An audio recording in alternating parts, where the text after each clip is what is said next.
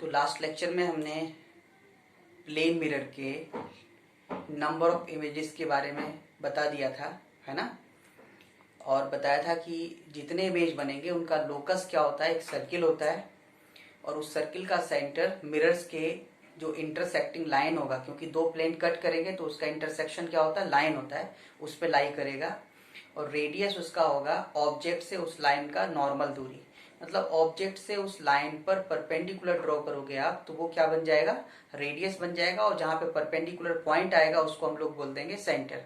और सारे इमेज कहाँ लाई करेंगे, एक सर्किल पे लाई करेंगे। इतना हमने आपको बताया था। एंगल ऑफ डेविएशन बताया था, angle of deviation by two reflection by two mirrors बताया था।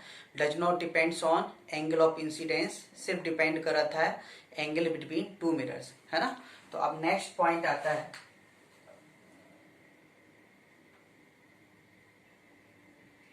Angular velocity of reflected ray. ठीक है, angular velocity of reflected ray करना है, पता है हमको। First, if mirror remain fixed, incident ray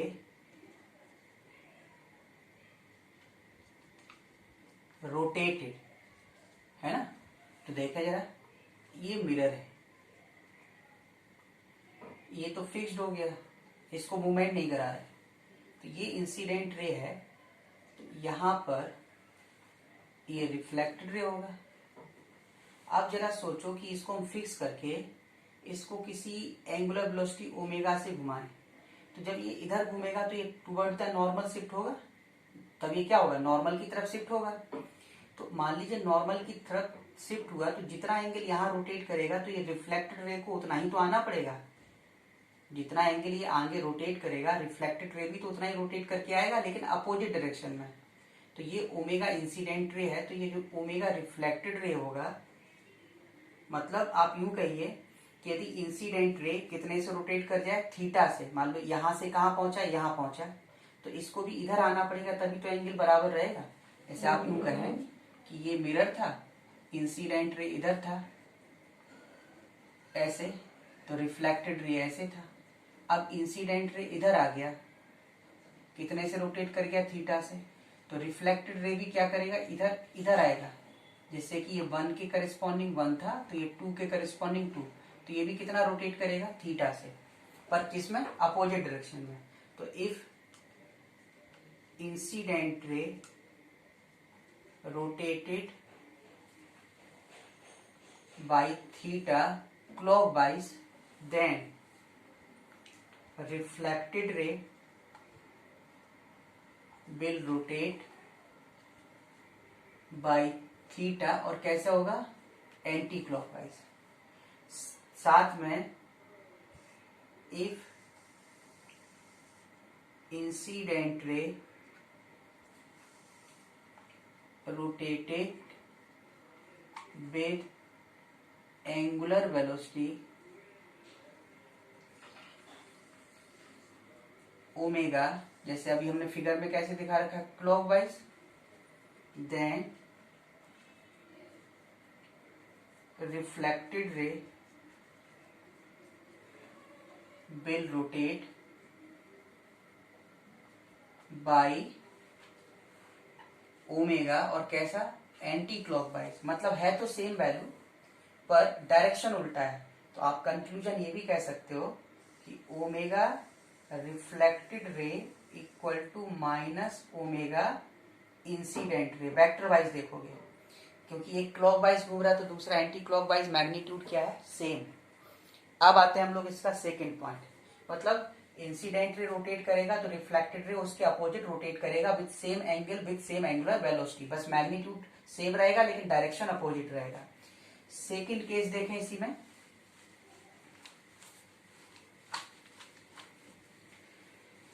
second case क्या होगा, इफ इंसिडेंट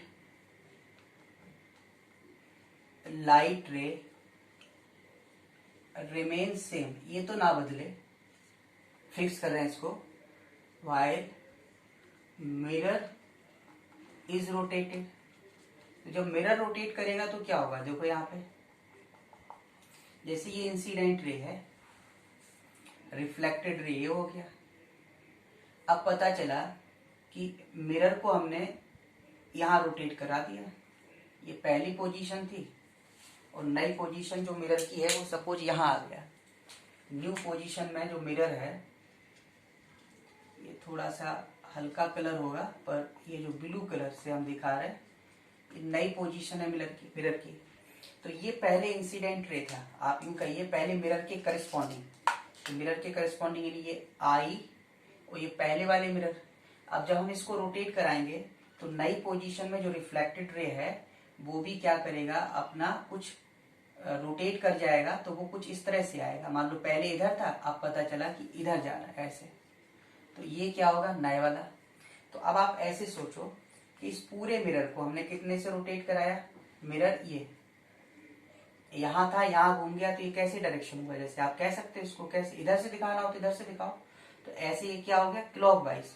तो जो रिफ्लेक्टेड रे है वो यहाँ से यहाँ आ गया, तो ये कितना घूमेगा, इसको आप कैलकुलेट करोगे, हम आर्टिकल आपको नहीं बता रहे, हमने बताया था डायरेक्ट लिखना है, तो ये 2 थीटा, ठीक है। तो ये कितने से घूम जाएगा, 2 थीटा से। देखो इंसिडेंट रे घुमाते हैं, मिरर को रेस्ट में रखते हैं, तो रिफ्लेक्टेड रे उतने ही एंगल से अपोजिट डायरेक्शन में घूमता है। लेकिन इंसिडेंट रे को हम फिक्स रखें, ये कैसा है, फिक्स्ड है। लेकिन जब मिरर को रोटेट कराते हैं तो जो रिफ्लेक्टेड रे वो कितने से घूमेगा, 2 थीटा से, और वो सेम डायरेक्शन में। जैसे इसको हमने कहाँ घुमाया, देखो यहाँ पर, ये डायरेक्शन कैसे है इसका घूमने का, क्लॉकवाइज। तो ये भी यहाँ से यहाँ आने का मतलब ये क्या हुआ, ये भी तो क्लॉकवाइज हुआ। तो इसका मतलब है कि if mirror rotated by theta clockwise, तब हम कह सकते हैं reflected ray will rotate by 2 theta clockwise, ठीक है। और फिर if mirror rotated with angular velocity omega M, मान लो अब क्लॉकवाइज कह रहे हैं, एंटी क्लॉकवाइज भी हो सकता है, then reflected ray will rotate with angular velocity 2 omega M, इसका डबल, वो भी कैसे, क्लॉकवाइज। तो आप ऐसे कह सकते हो कि जो ओमेगा रिफ्लेक्टेड रे होगा उसका एंगुलर वेलोसिटी मिरर का डबल और सेम डायरेक्शन में होगा, तो प्लस का 2 ओमेगा एम होगा, ठीक है ना। तो एक पॉइंट तो ये हो गया अपना। नेक्स्ट पॉइंट आता है field of view. Field of view का मतलब हुआ जहां जिस रेंज में हम किसी ऑब्जेक्ट को या किसी इमेज को देख पाएंगे, तो वो क्या होगा, फील्ड ऑफ व्यू। जैसे अभी हम प्लेन मिरर फिलहाल पढ़े हैं, तो प्लेन मिरर के लिए हम बात करें तो फील्ड ऑफ व्यू में मान लीजिए मिरर इतना सा है, सिर्फ समझना, मिरर हम कुछ केसेस ले रहे हैं, ए बी और 2 लिए।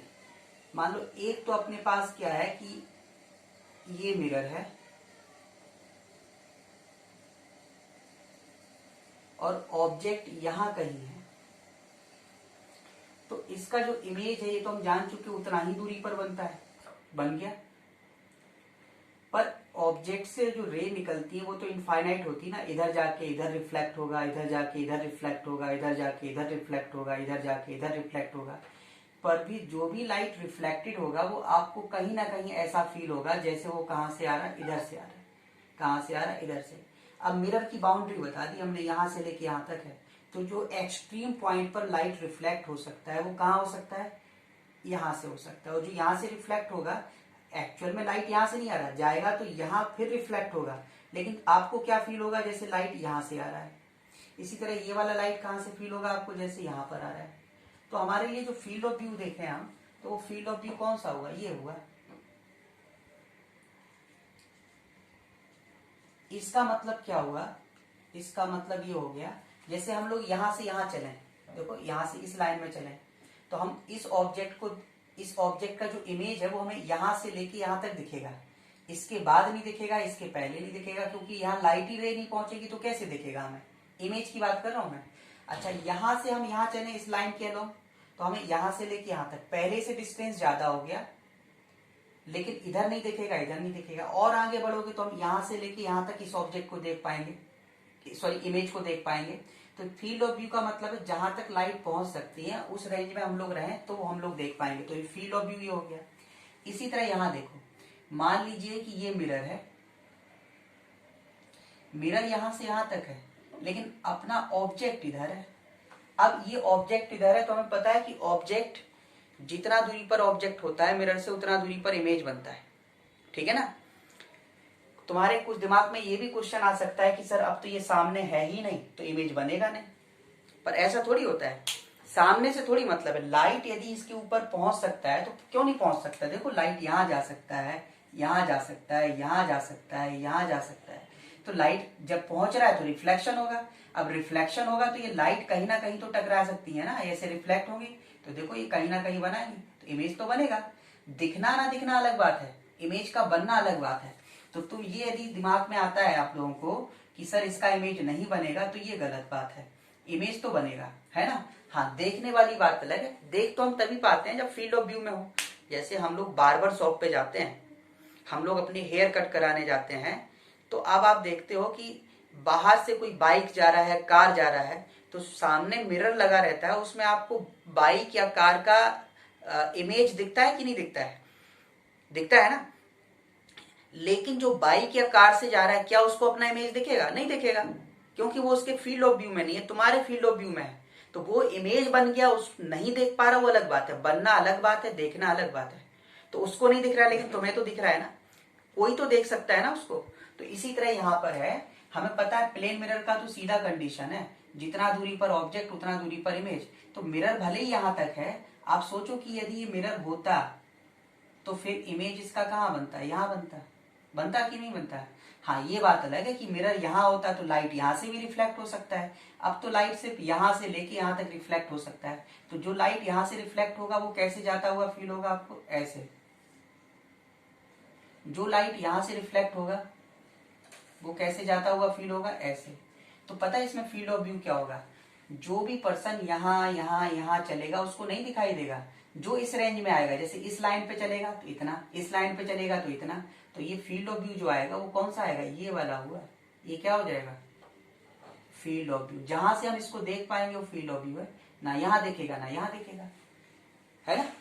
मिरर है, छोटा हो बड़ा हो इमेज तो बनेगा, फील्ड ऑफ व्यू अलग बात होता है, ठीक है। इंटेंसिटी अलग बात होता है, बड़ा मिरर होगा तो उसमें ज्यादा लाइट पास हो सकता है तो इमेज ज्यादा अच्छा बनेगा, समझ गए ना बात, क्योंकि ज्यादा लाइट पास होगा तो ज्यादा इमेज बनेगा, अच्छा बनेगा, शार्प इमेज बनेगा, ब्राइट बनेगा।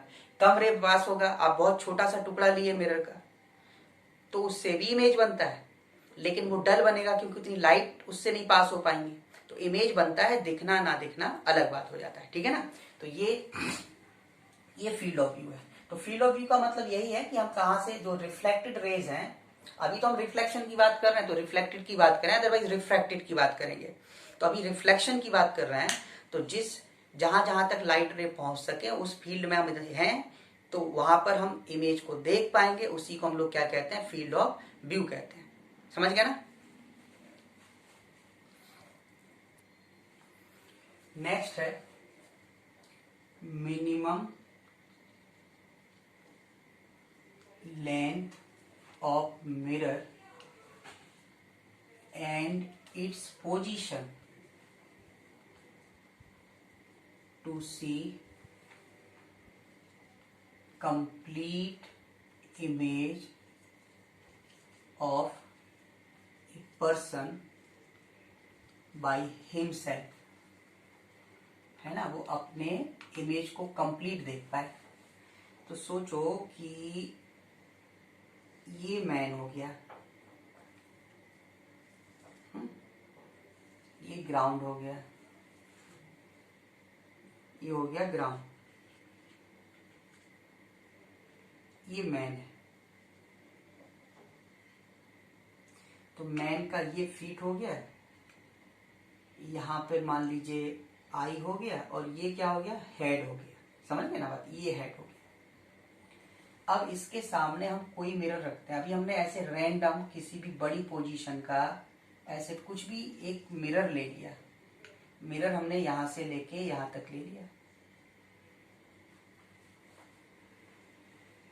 अब मिरर छोटा हो बड़ा हो, हम तो बताए ना, इमेज तो बनता ही है, दिखे ना दिखे वो अलग बात है। तो अब इसके अपोजिट, क्योंकि हमें पता है सिर्फ लेटरल इन्वर्जन होता है मिरर से, प्लेन मिरर से इमेज में, बाकी बनता उतना ही दूरी पर है, उसी लेंथ का बनता है, क्योंकि इसका लेटरल मैग्निफिकेशन बनता बस लेटरल इन्वर्जन। लेटरल इन्वर्जन याद करो क्या बताया था, लेफ्ट का राइट दिखना और राइट का लेफ्ट दिखना, उसी को लेटरल इन्वर्जन कहते हैं। तो ये क्या बना, ये ऐसे बनेगा,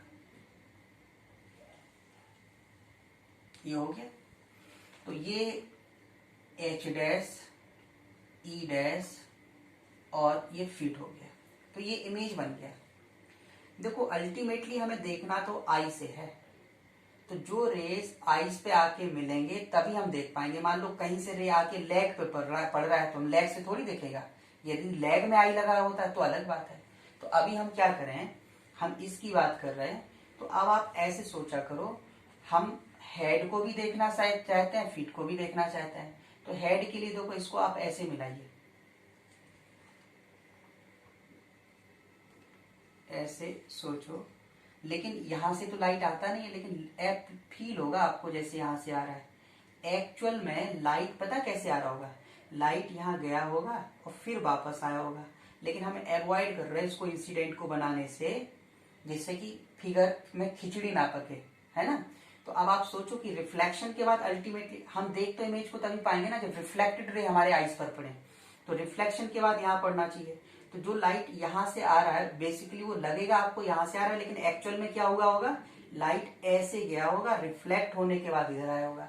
ऐसे आपको फिट के लिए देखना है। देखो यहाँ पर ये है, तो जो फिट से है, फिट को हम कैसे देखें, लाइट ऐसे टकरा के यहां तक आए तो ऐसे हो सकता है, तो फील होगा जैसे यहां से आ रहा है, लेकिन एक्चुअल में लाइट यहां से आ रहा है।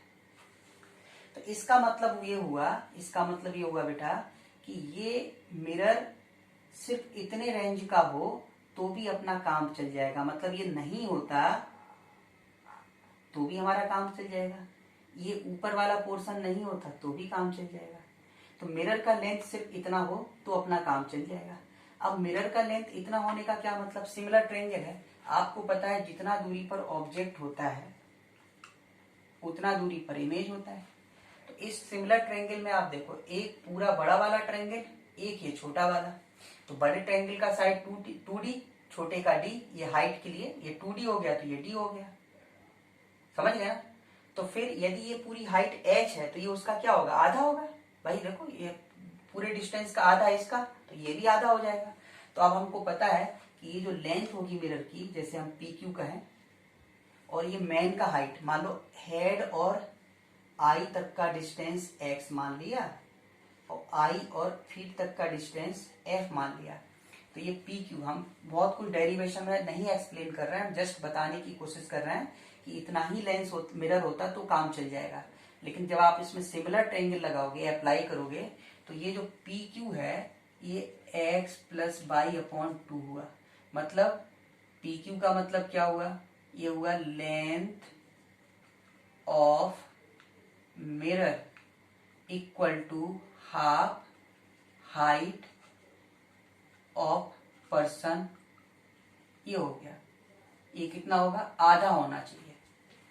अब आधा होने का मतलब ये नहीं कि कहीं भी रख के आप देख लोगे, कहीं भी रख के नहीं देख पाओगे। देखने के लिए एक प्रॉपर डिस्टेंस होना चाहिए। प्रॉपर डिस्टेंस फिर से देखो, आप यदि आप इसको नीचे बढ़ाओ, जरा ध्यान से दो, तो फिर ये D, अब ये ट्रायंगल देखो जरा ध्यान से देखना, ये वाला ट्रायंगल, तो ये बड़ा वाला ट्रायंगल का साइड 2D, छोटे वाले का D, यहाँ का बाई है, तो फिर यहाँ तक का डिस्टेंस पता कितना होगा, बाई अपॉन 2।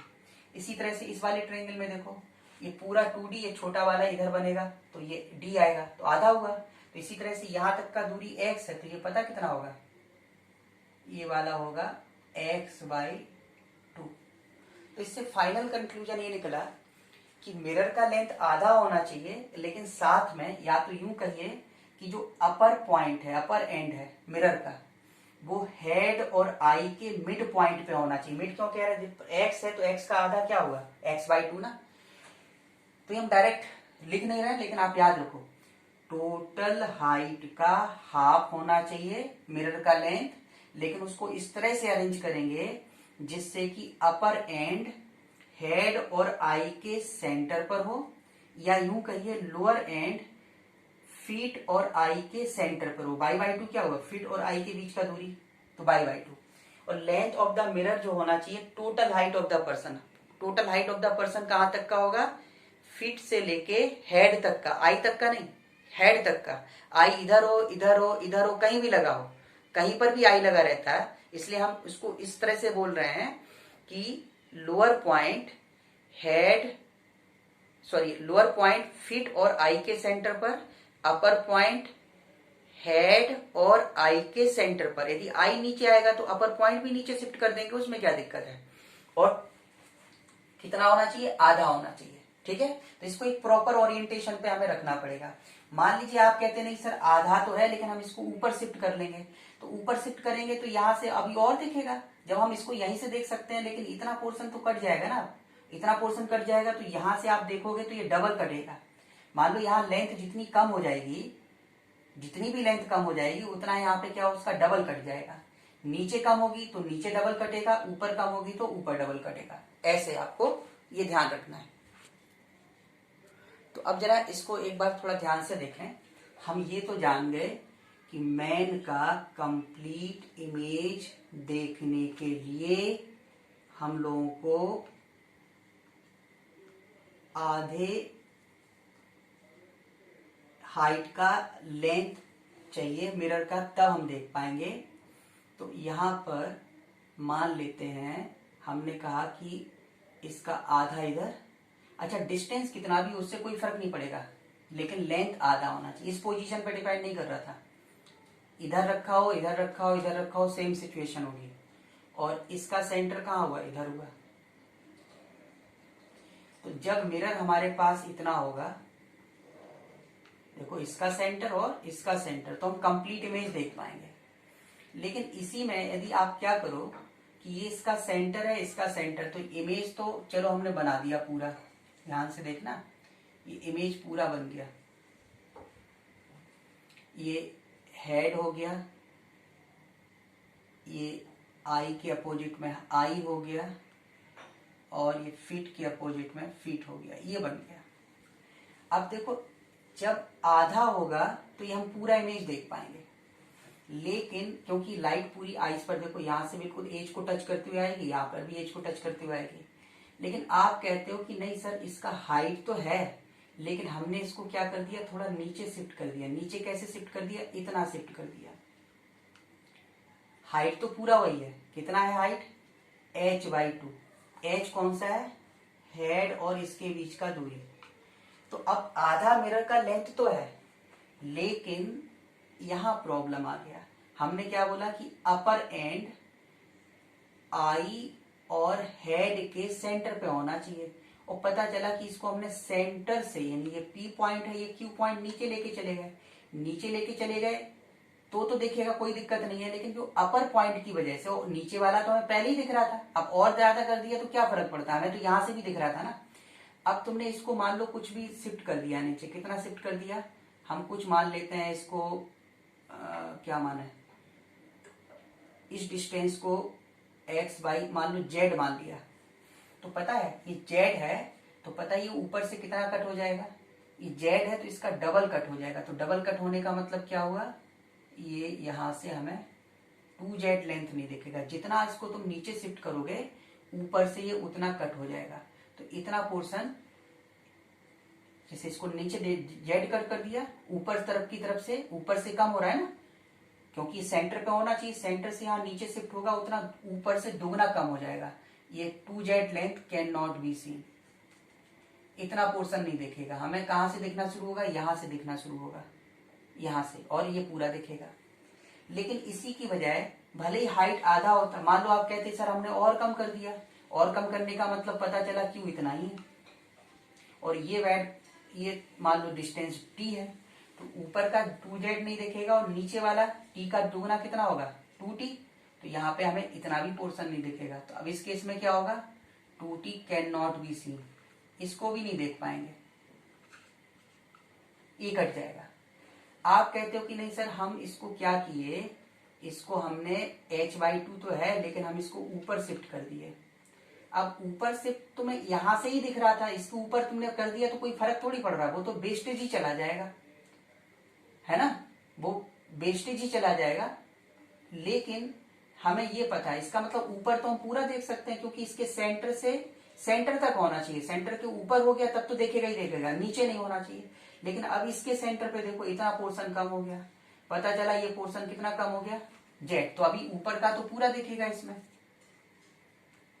लेकिन तो नीचे वाला पार्ट है जेड देखो इसके सेंटर से कम हो गया, तो यहां से कितना कट हो जाएगा 2z हो जाएगा, डबल नहीं दिखेगा, ठीक है ना। तो ये क्या होगा डबल नहीं दिखेगा, लेकिन पता चला कि हाफ लेंथ से ज्यादा है और इसको ऐसे रखा हुआ है, मतलब इसके सेंटर के भी नीचे उसके ऊपर सेंटर, तो हमें पता है कि हमें तो सिर्फ इतना लेंथ चाहिए मिरर का, हम पूरा इमेज देख पाते हैं। तो ये एक्स्ट्रा है तो दिखेगा ही दिखेगा, इससे ही दिख रहा था तो इसमें क्या फर्क पड़ता है, वो दिखेगा ही दिखेगा। तो ऐसे हम लोग इसको अटेम्प्ट करते जाएंगे क्वेश्चन में जब आएगा, है ना। तो इसका जो भी थ्योरी पार्ट था, फील्ड ऑफ व्यू, ये सारा चीज हमने थ्योरी पार्ट बता दिया। अब हम लोग स्टार्ट करते हैं। स्टार्टिंग से जितने कंसेप्ट मैंने आपको बताए हैं, point A B C D E F G H I J K L, जो भी हमने आपको बताए, अब उसको हम लोग एक एक करके एग्जाम्पल में यूज करते हैं, ठीक है। तो हम लोग जितने भी कंसेप्ट पढ़े अब उससे रिलेटेड एग्जाम्पल्स लेते हैं। तो पहला एग्जाम्पल हमारा है, सपोज ये मिरर है और ये ऑब्जेक्ट,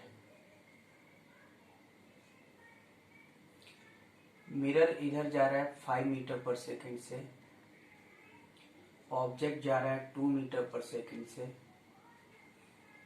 है। तो आपको इसमें कैलकुलेट करना है वेलोसिटी ऑफ इमेज। जब किसी क्वेश्चन में कुछ मेंशन ना हो कि किसके रिस्पेक्ट में स्टडी करना, तो इसका मतलब हमेशा ग्राउंड के रिस्पेक्ट में। तो हमने दो कंसेप्ट पढ़े थे, एक में ऑब्जेक्ट चलाया था मिरर रेस्ट में रखा था, और एक में मिरर चलाया था ऑब्जेक्ट रेस्ट में रखा था, पर इसमें दोनों मिक्स कर दिया। तो मिक्स कर दिया तो हम दोनों कॉम्बिनेशन को ब्रेक करके स्टडी करें। तो फर्स्ट केस आप इसमें ऐसे सोचो कि ये ऑब्जेक्ट है, ये 2 मीटर पर सेकंड से चले, मिरर सपोज रेस्ट में हो, तो इमेज पता है ना उतना ही डिस्टेंस पे बनता था। बताया था कि जब नॉर्मल के अलोंग ऑब्जेक्ट चले तो इमेज उल्टे डायरेक्शन में ऐसे चलता था। तो ये ऑब्जेक्ट है तो इसका वेलोसिटी अपोजिट कितना होगा 2 मीटर पर सेकंड, लेकिन मिरर को हमने क्या माना रेस्ट में माना। और बताया था जब ऑब्जेक्ट सरफेस के पैरेलल चलता है तो इमेज भी सरफेस के पैरेलल, और परपेंडिकुलर में वेलोसिटी क्या हो जाता था उल्टा प्लस। दूसरा केस हम ये ले रहे हैं कि सपोज ये ऑब्जेक्ट है, अब इसको रेस्ट में रखा और मिरर को आपने चलाया 5 मीटर पर सेकंड से। फिर हमने जो मिरर वाला केस पढ़ा था उसमें बताया था कि जब मिरर सरफेस के अलोंग चले तो इमेज का वेलोसिटी 0, लेकिन जब मिरर नॉर्मल के अलोंग चलता है तो इमेज का जो वेलोसिटी होगा, ये इमेज है, तो जो इमेज है उसका वेलोसिटी मिरर के वेलोसिटी का दुगना और सेम डायरेक्शन में, तो 2 × 5 कितना हुआ 10 मीटर पर सेकेंड। पर अपना ना तो क्वेश्चन ये है ना क्वेश्चन ये है, बल्कि इन दोनों का मिक्स है। तो अब इन दोनों को जरा ऐड करो तो ये इक्वल टू देखो क्या होगा, इसका वेलोसिटी 0, इसका 5, ये मिलके कितना होगा 0 + 5 5 मीटर पर सेकेंड। ऑब्जेक्ट यहाँ 2 यहाँ 0, तो ये मिलके ऑब्जेक्ट कितना हो जाएगा 2 + 0 2 मीटर पर सेकेंड। अब आओ यहाँ इमेज, इमेज में 10 इधर है 2 इधर है, तो रिजल्टेंट कितना बचेगा 10 - 2 बचेगा ना। देखो 10 इधर है 2 इधर है, तो अपोजिट है तो माइनस करोगे, 10 इधर 2, सेम डायरेक्शन में होता तो प्लस हो जाता। तो अभी 10 इधर 2 इधर, तो 10 ज्यादा है तो ये कितना बचेगा 8 meter per second.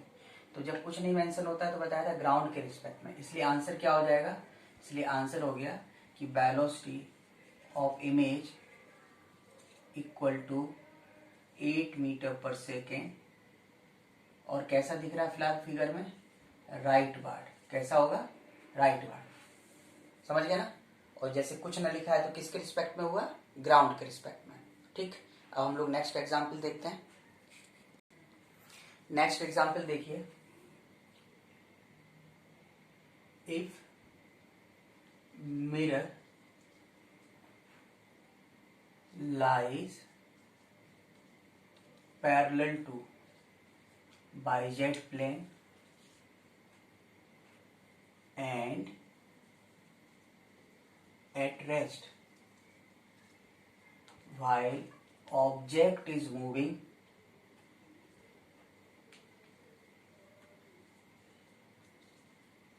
to I -3J plus 5K metre per second, calculate velocity of image. अच्छा, अब ये वेक्टर फॉर्म में लिखा है, तो वेक्टर फॉर्म वाले जितने प्रॉब्लम्स होंगे उसमें सबसे पहले आपको पता करना है कि जो प्लेन मिरर है उसका नॉर्मल किस डायरेक्शन में होगा। तो इस क्वेश्चन में देखो मैंने क्या बोला, mirror lies parallel to YZ plane. तो जब मिरर बाइजेड प्लेन में हो गया, तो मिरर बाइजेड में हो गया तो नॉर्मल उसके परपेंडिकुलर होगा एक्स। तो सबसे पहले नॉर्मल डिसाइड करो। तो हम पहले मिरर बना दिए, ये मिरर हो गया। अब इसका नॉर्मल देखो, नॉर्मल क्या है, बाइजेड प्लेन है तो नॉर्मल एक्स हो गया। अब एक्स में तुम दो डायरेक्शन मान सकते हो। क्या मान सकते हो, एक तो ये इस तरह से कह लीजिए कि यदि तुमने कहा कि सर ये प्लस एक्स है तो फिर इधर क्या होगा, माइनस एक्स।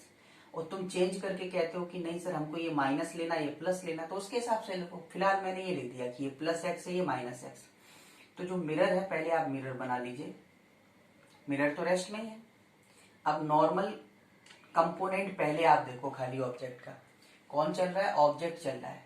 तो बाइजेड में था तो नॉर्मल कंपोनेंट कौन सा हुआ, एक्स वाला। एक्स वाला कौन सा हुआ, देखो ये वाला 2i। तो 2i प्लस का है, तो इसका मतलब जो डायरेक्शन तुमने प्लस माना है, ऐसा नहीं कि तुम इसी को मानोगे, लेकिन ये पता है कि यदि तुम इसको राइट साइड प्लस मानोगे तो फिर लेफ्ट साइड माइनस हो जाएगा। अभी हमने लेफ्ट साइड प्लस माना तो राइट साइड माइनस, कुछ तो मानना पड़ेगा ना, एक प्लस होगा तो एक minus.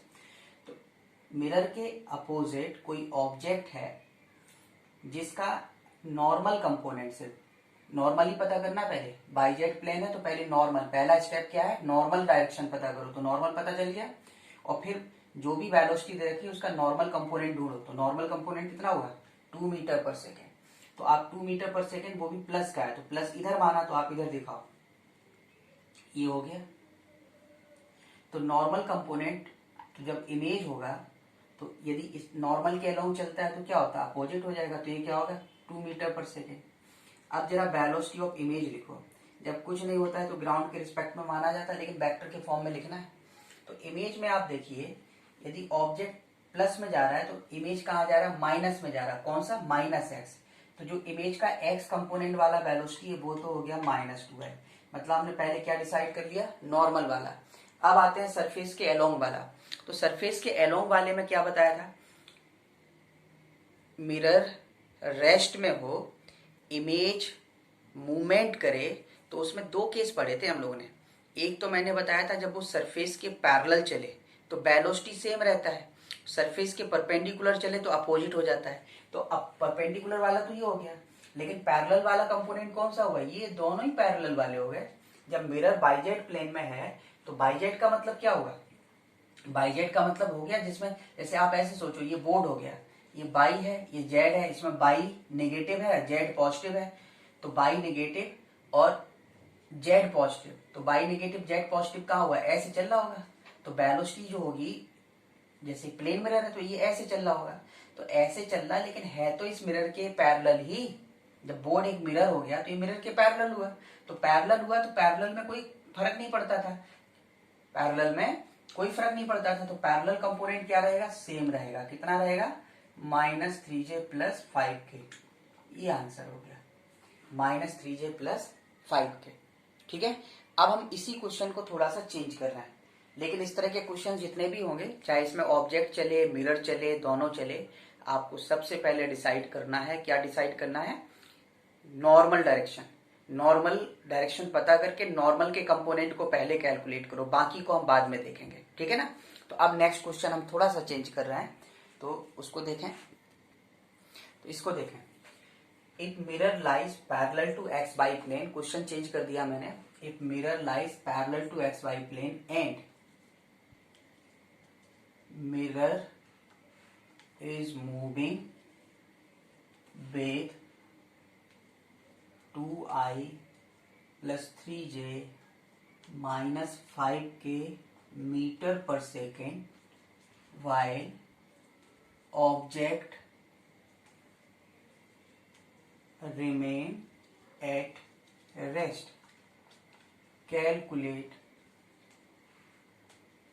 velocity of image. See solution. तो हमें क्या पता करना, वेलोसिटी ऑफ इमेज। तो इसमें अब हमको सबसे पहले क्या पता करना ये देखना है। फिर से वही प्लेन कहाँ लाई कर रहा है, देखो एक्स वाई प्लेन में, मिरर एक्स वाई के पैरेलल हो गया।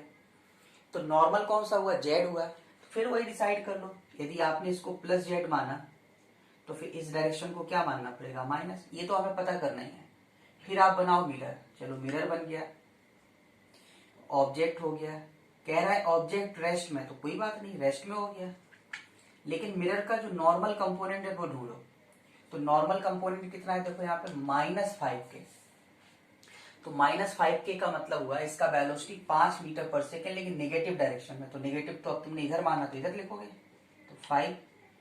अब हमने इसमें क्या बताया था, इसमें बताया था कि जब ऑब्जेक्ट रेस्ट में हो लेकिन मिरर नॉर्मल के अलोंग जिस वेलोसिटी से चलता था, इमेज का वेलोसिटी उसका दुगना, वो भी सेम डायरेक्शन में। तो ये कितना हो जाएगा, 5 का दुगना कितना होगा, 10 मीटर पर सेकेंड। अब आते हैं हम वेलोसिटी ऑफ इमेज लिखने के लिए। तो ये नॉर्मल वाला कंपोनेंट जो 10 आया वो तो नेगेटिव जेड में इस तरफ आ रहा है ना। तो ये तो चलो ठीक है, हमने अभी तो एक चीज निकाल पाई, -10 के। नॉर्मल वाला तो आ गया, अब पैरेलल वाला आता है। तो मिरर चल रहा है, इसमें ऑब्जेक्ट नहीं चल रहा है, मिरर चल रहा है। और हमने आपको, आप देखना है स्टार्टिंग में जो हमने A B C D point करके लिखाए हैं, तो सेकंड पॉइंट से ही हमने वेलोसिटी को एक्सप्लेन करना शुरू किया था। तो उसमें आप देखना, तो उसमें मैंने आपको ये सब बताया हुआ है, एक्सप्लेन किया हुआ है। तो यहाँ पर नॉर्मल कंपोनेंट पहले डिसाइड किए, और फिर हमने बताया था ऑब्जेक्ट रेस्ट में हो तो मिरर चले। तो दो केस बताया था। एक तो बताया था कि मिरर अपने सरफेस के पैरेलल चलता है या एलोंग चलता है, इमेज की वेलोसिटी पे कोई फर्क नहीं पड़ता है, वो रेस्ट का रेस्ट में रहेगा। क्यों रहेगा, क्योंकि नॉर्मल दूरी ऑब्जेक्ट की बदल रही है। जब नॉर्मल डिस्टेंस बदलेगा नहीं तो इमेज उतनी ही दूरी पे बनेगा, फील्ड ऑफ व्यू बदल जाएगा। फील्ड ऑफ व्यू बदल जाएगा, फील्ड ऑफ व्यू से अभी हमें क्या लेना देना, अभी हमारा क्वेश्चन तो सिर्फ इमेज बनाने का है। तो इसलिए क्या होगा कि नॉर्मल जब डिस्टेंस नहीं बदलेगा तो इसका मतलब ऑब्जेक्ट का डिस्टेंस नॉर्मल नहीं बदल रहा है, तो इमेज का भी नहीं बदलेगा, तो जहां था वहीं रहेगा। तो इसलिए क्या हो जाएगा, वेलोसिटी ऑफ इमेज में जो एक्स वाई वाले कंपोनेंट होंगे, मिरर जब चलता है, तो जब मिरर चलता है तो इमेज की वेलोसिटी पर मिरर के वो कंपोनेंट जो सरफेस के पैरेलल हैं कोई इफेक्ट नहीं डालते हैं। इसका मतलब ये कितना होगा, 0। तो फाइनली जो इमेज का वेलोसिटी आया वो सिर्फ आया -10 के कैप, -10 के कैप। अब हम फिर से एक एग्जांपल लेते हैं जिसमें दोनों चलाएं, मिरर को भी और ऑब्जेक्ट को भी। तो जरा उसको देखें। तो यहाँ पर if mirror lies parallel to, कुछ भी ले लिया सपोज, अब इस बार एग्जैक्ट प्लेन कर दिया मैंने। If mirror is moving with 2i plus 3j minus 5k meter per second and object is moving with 4i minus 2j plus 5k meter per second, then calculate velocity of image. Start करें फिर से। तो mirror lies parallel to X Z plane. तो जब ये x Z plane है तो इसका नॉर्मल क्या होगा, भाई हमने क्या बताया, सबसे पहला काम तुम्हारा यही है कि नॉर्मल पता करो। तो यहाँ पर एग्जैक्ट प्लेन है तो नॉर्मल हो गया बाई। तो हमने ये तो बना लिया, पहले बाई और माइनस बाई कर लें। मान लो इसको प्लस बाई माना तो इसको क्या मानना पड़ेगा, माइनस बाई। अब हमने बना लिया मिरर और ये ऑब्जेक्ट। अब सिर्फ नॉर्मल कंपोनेंट ढूंढना है दोनों का। तो मिरर का नॉर्मल कंपोनेंट कितना है, 3j, और ऑब्जेक्ट का नॉर्मल कंपोनेंट कितना, -2j। तो मिरर 3j से जाने का मतलब हुआ कि मिरर कितनी वेलोसिटी से जा रहा है, 3 मीटर पर सेकेंड से, वो भी प्लस डायरेक्शन में, है ना। और ऑब्जेक्ट जा रहा -2j, मतलब माइनस का मतलब इधर। तो आज जो हमने स्टार्ट किया अभी एग्जाम्पल बताना, सबसे पहला क्वेश्चन इसी टाइप का था। तो अब ये इमेज होगा, तो इसको पहले देखो, ऑब्जेक्ट इस तरफ जा रहा है तो इमेज इसके अपोजिट गया 2। मिरर इतना जा रहा है तो इमेज इसके डबल से जाएगा 2 × 3। तो कुल मिला के इसका वेलोसिटी कितना हो गया। तो इसलिए अब हम वेलोसिटी ऑफ इमेज क्या लिखें, ये दोनों मिलके कितना हो जाएगा, यानी आप ऐसे कह सकते हो कि ये ऑब्जेक्ट हो गया और ये, तो कुल मिला के 10 हो गया। सेम डायरेक्शन में है तो जुड़ गया। हमने जो पहला एग्जाम्पल लिया था उसमें अपोजिट में था तो माइनस करना पड़ा था। तो वेलोसिटी ऑफ इमेज में हमको नॉर्मल वाला पता चल गया कि नॉर्मल वाला जो कंपोनेंट है वो पॉजिटिव में होगा, तो इसलिए ये तो आपने लिख लो 10j। चलो ये हो गया, प्लस का आ गया। अब बचा कौन सा, अदर कंपोनेंट। तो अदर कंपोनेंट में हमने बताया कि अब यहाँ मिरर भी चल रहा है और ऑब्जेक्ट भी चल रहा है। मिरर जब अपने सरफेस के पैरेलल चलता है तो इमेज की वेलोसिटी पे उसका कोई फर्क नहीं, कोई इफेक्ट नहीं, तो वो तो खत्म हो गया। इसका मतलब है कि जो हमने मिरर को चलाया कितने वेलोसिटी से, 2i, और जो -5 के, इसका कोई कंट्रीब्यूशन नहीं है वेलोसिटी ऑफ इमेज में। ठीक है, तो अब चलते हैं ऑब्जेक्ट की बात करें। लेकिन ऑब्जेक्ट चल रहा है सरफेस के पैरेलल, जो कंपोनेंट है वो कौन से, 4i और 5 के। तो हमने मिरर ऑब्जेक्ट के लिए बताया था, ऑब्जेक्ट सरफेस के परपेंडिकुलर चलेगा तो माइनस हो जाता है, उल्टे डायरेक्शन में हो जाता है, सेम मैग्नीट्यूड पर उल्टा डायरेक्शन। लेकिन पैरेलल चलता है तो सेम रहता है। तो सेम रहने का मतलब ये कंपोनेंट कितना होगा, ये वाला सेम रहेगा, ये वाला सेम रहेगा। ये कितना है, 4i और प्लस का 5 के। फाइनल आंसर ये हो गया। तो इसमें हमने दोनों इफेक्ट देखे। ठीक है, नेक्स्ट एग्जांपल देखिए। If image of unnumbered clock shows 9 hour 15 minute 12 second, then find real time। हमने आपको ये बताया था इमेज जो अननंबर्ड क्लॉक होता है उसका जो इमेज होगा वो कितना टाइम शो करेगा। तो ऐसे बताया था कि यदि अननंबर्ड क्लॉक का real time x hour y minute z second है तो उसका इमेज बताता था 11 minus x hour 59 minus y minute और 60 माइनस z सेकेंड। इसमें मैंने क्वेश्चन को पलट दिया तो एक ही बात है ना। जब ऑब्जेक्ट के लिए कंडीशन है तो वो इमेज के लिए हो गया। अब वो कंडीशन यदि इमेज की हो जाएगी तो फिर क्या होगी, ऑब्जेक्ट की। समझ गए ना बात, प्लस माइनस करना और क्या है।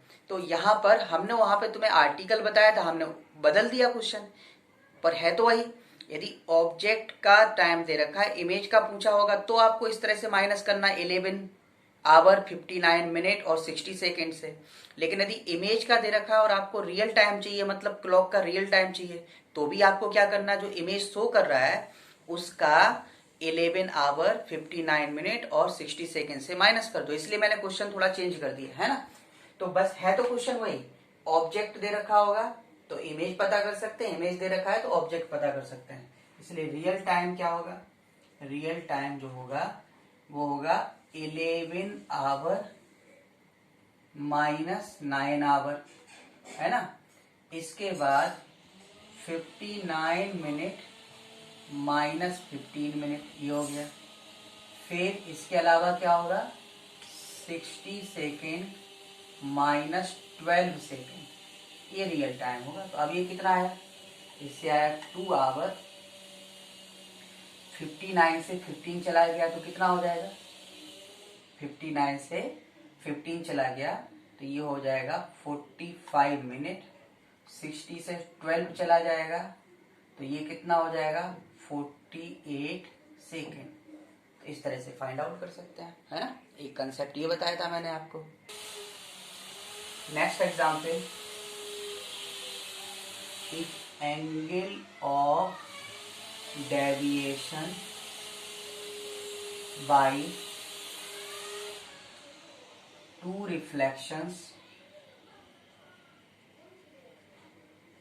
by two mirror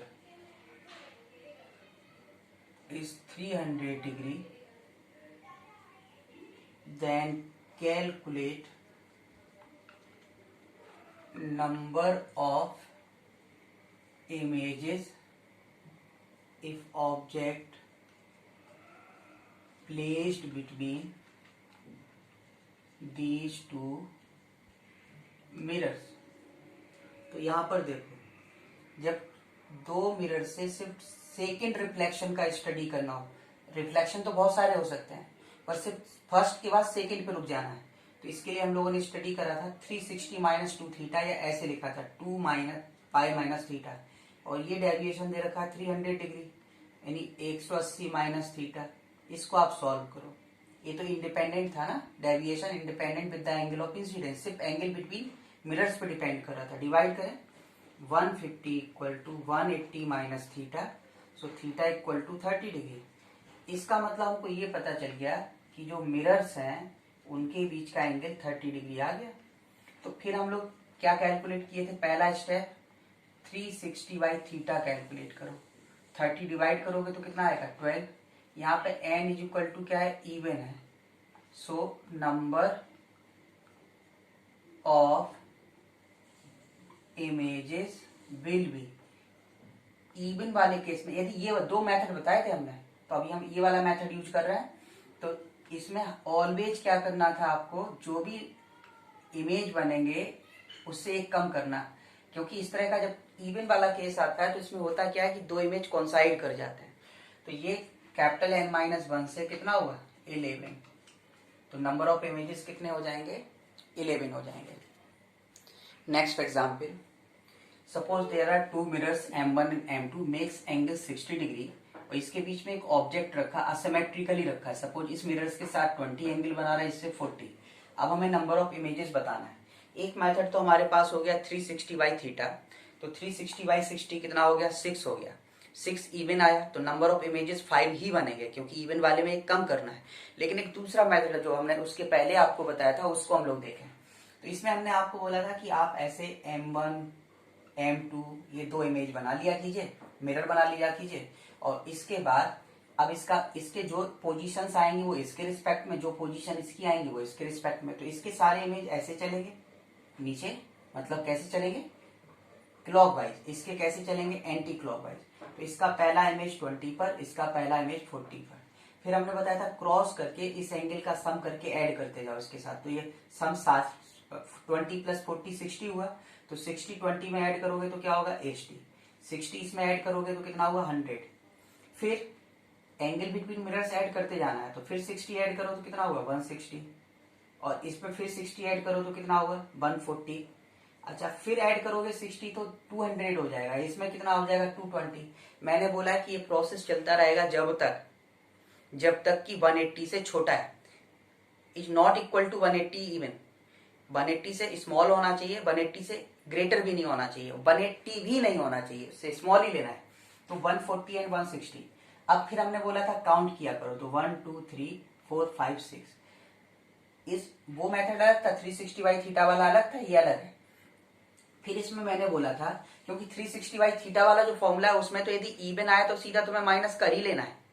ऑड वाले में चेक करते हैं सिमेट्रिकल या असिमेट्रिकल है, लेकिन इसकी कहानी अलग है। इसमें क्या था, इसमें ऑड आता है तो आपको उतना ही आंसर मानना है, लेकिन यदि इवन आया तो चेक करने को मैंने बोला था। इसका काउंट करो जरा, देखो 1 2 3 4 5 6, टोटल 6 हो रहा है। मैंने कहा था कि 180 पहले रुकने तक यदि काउंटिंग में इवन नंबर आता है, तो यहाँ पर काउंटिंग क्या है, इवन है, तो इसलिए इवन वाले केस में बोला था हमने कैलकुलेट करो first angle plus last angle, first angle plus last angle. तो फर्स्ट एंगल कितना है 20 और 40, लास्ट एंगल कितना है 140 प्लस 160। इनको ऐड करो, इसको ऐड किया तो 360 आया। मैंने बोला था कि जब भी 360 आएगा इसका मतलब दो इमेज कॉन्साइड कर रहे होंगे। 360 से कम आ जाए, ज्यादा आ जाए तो जितने काउंट की उतना ही आंसर होगा, लेकिन यदि नहीं आता है तो उस केस में फिर क्या होगा, इसका मतलब है टू इमेज विल कॉन्साइड। तो जब ये कॉन्साइड करेंगे तो इसलिए number of images, so number of images equal to जो काउंट किया उससे एक कम, तो कितना आ जाएगा 5 आ जाएगा। अब हम नेक्स्ट एग्जाम्पल लेते हैं और इस क्वेश्चन को थोड़ा चेंज कर रहे हैं। नेक्स्ट एग्जाम्पल देखें। Suppose there are two mirrors M1 and M2 and object placed between them. Angle between mirrors is 50 degree but object makes 20 degree with M1 and 30 degree with M2. तो अब हम जरा इसको देखें, इसको डिवाइड करते हैं। 20 एंड 30 है, ठीक है। तो अब इसको देखो M1 पहला 20 पर बनेगा और ये कितने पर 30 पर। सम कितना हुआ 50, क्रॉस करके ऐड करते जाओ।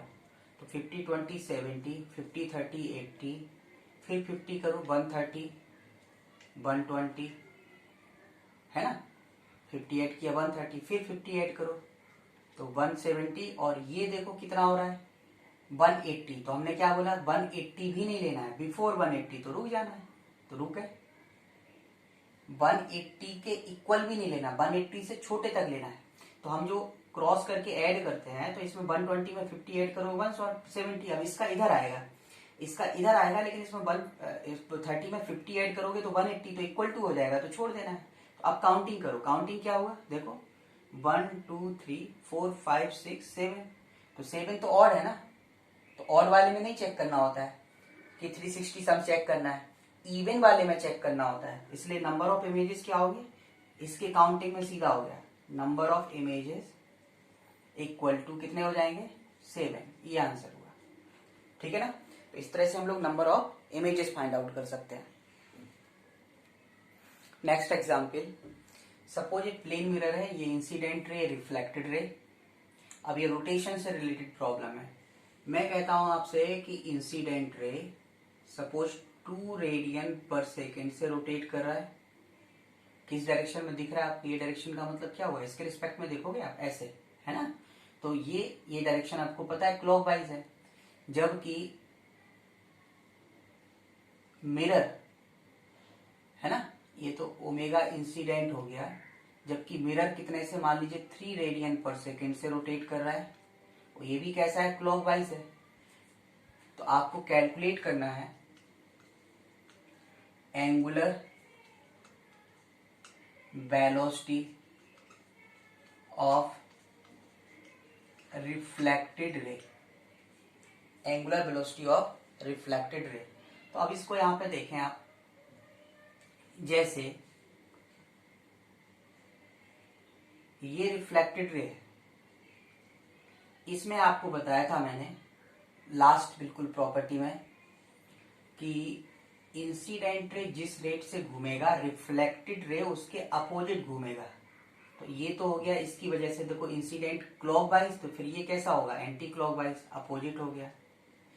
फिर मिरर के लिए बताया था, मिरर जिस तरफ घूमता है रिफ्लेक्टेड रे उसी डायरेक्शन में उसके डबल से घूमता है। तो ये कितना होगा 2 × 3 कितना होगा 6, दोनों इफेक्ट हो गए। अब नेट देखो, ये 6 से इधर घुमा रहा है, ये 2 से इधर घुमा रहा है, तो नेट क्या हो जाएगा, तो रिफ्लेक्टेड रे का एंगुलर वेलोसिटी कितना हो जाएगा 6 - 2 4 रेडियन पर सेकेंड, और कैसा हुआ क्लॉकवाइज, कैसा हुआ। मान लीजिए इसका 3 इधर होता तो ये भी 3 इधर आता, तो 6 और 2 कितना हो जाता है 8 हो जाता है। तो इस तरह से हम इसको भी फाइंड आउट कर सकते हैं।